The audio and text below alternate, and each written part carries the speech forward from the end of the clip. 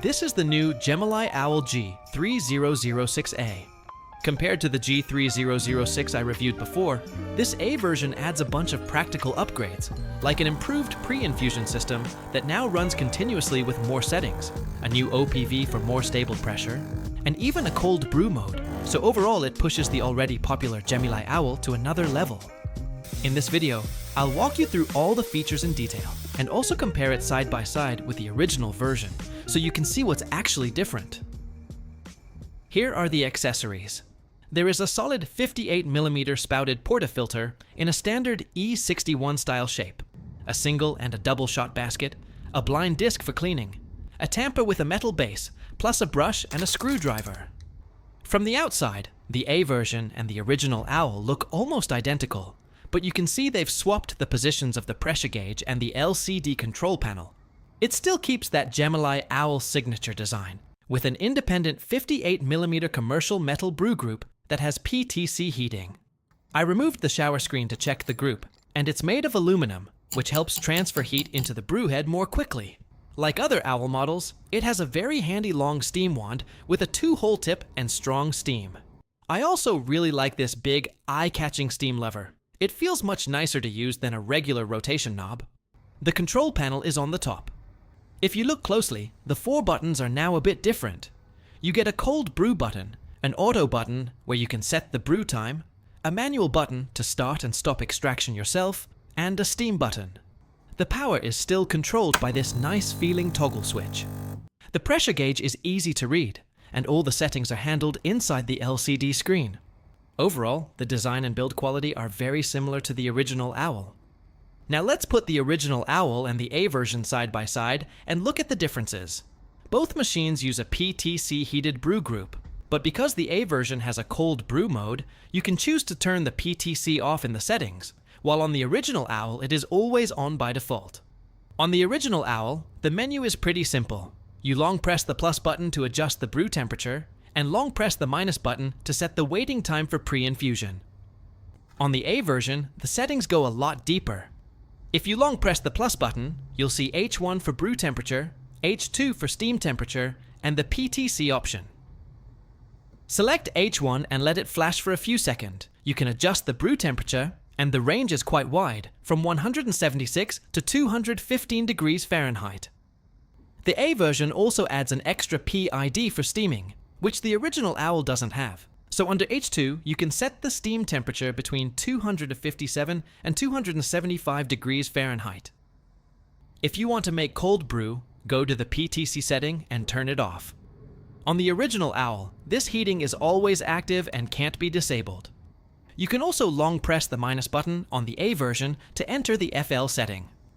Once you're there, press the auto shot button to set the cold brew time.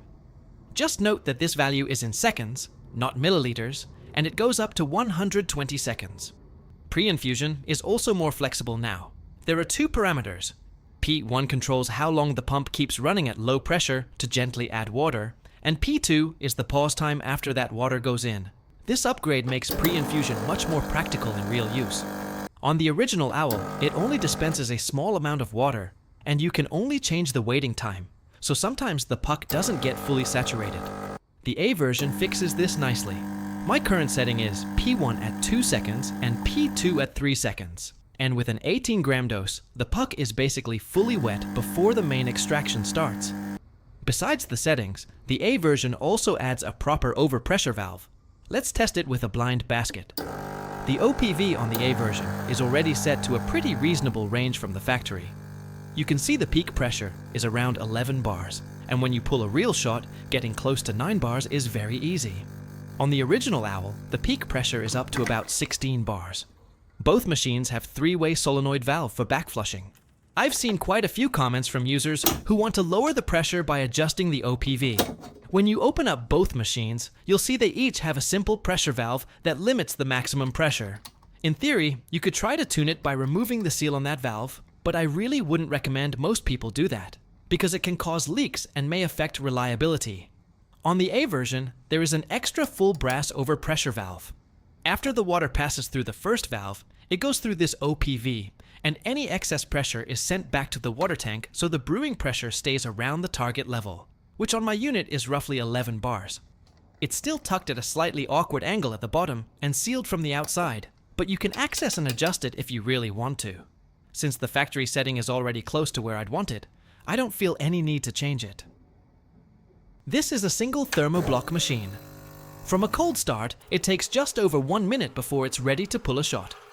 In daily use, I still like to let it warm up for another 1 to 2 minutes, run a quick hot water flush through the group head, which helps bring the group up to temperature faster and keeps things more stable while you're brewing. I also tested the extraction temperature stability using this tool. During a shot of just over 30 seconds, the temperature inside the basket stayed within a very tight range, with less than a 2 degrees Celsius change from start to finish. After you finish your shot, you need to switch it into steam mode, just like on the original Owl. The changeover takes about 40 seconds before the steam is fully ready. It's not the fastest switch, but once it's heated up, the steam on this Gemilai Owl series is some of the strongest I've tested in this price range. Now let's pull some shots and see how it actually performs. I'm using 18 grams of coffee here, and the grinder is the Gemilai Molite that I've shared before. It's a conical burr grinder with plenty of grind steps, and for espresso, I usually work in the range of about 5 to 7. Static and retention are both very low, so it pairs really well with this machine. I'd recommend getting a dosing ring and a WDT tool. They make puck prep more consistent and keep everything much easier. For my pre-infusion, I've set 2 seconds of water flow and 3 seconds of pause. After that, the machine ramps up to full pressure and starts the main extraction. The pressure gauge climbs to around 10 to 11 bars and then stays quite stable until the shot is finished.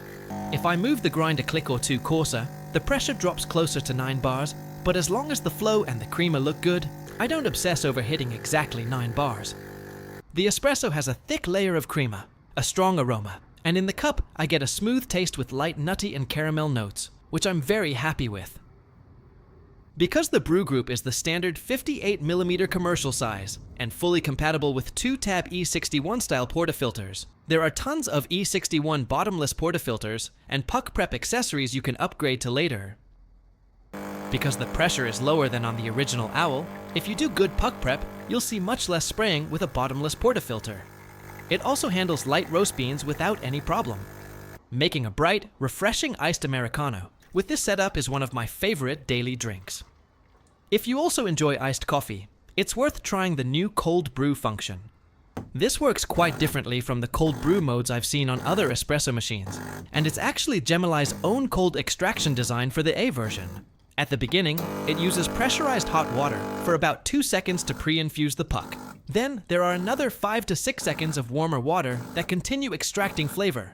And after that, it switches over to cold water and finishes the shot with a slow, pulsed extraction under pressure. The whole process takes under 2 minutes. You can keep the grind size the same as your hot espresso shots, so once you've dialed it in, there's no need to adjust it again. I prefer using lighter roasted beans for cold brew. Use the same 18-gram dose and prep the puck as you normally would.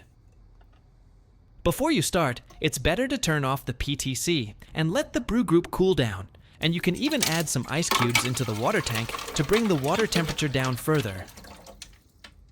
Press the cold brew button, and as mentioned, it starts with a short burst of hot water to soak the puck. That step really helps wake up the coffee, boost the aroma, and add some complexity to balance out the lower brew temperature.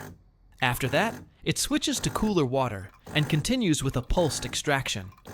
I usually like to set the total cold brew time somewhere around 100 to 120 seconds.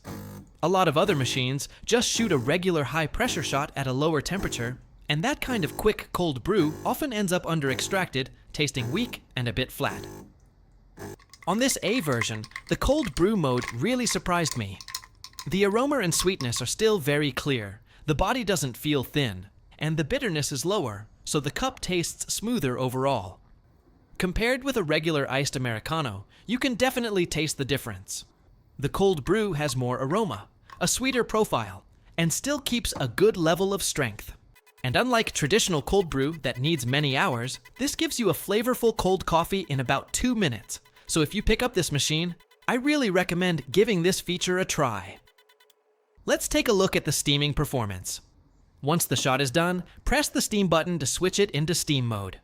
It takes around 40 seconds. During that time, I usually get my milk ready, about 200 to 250 milliliters of cold milk.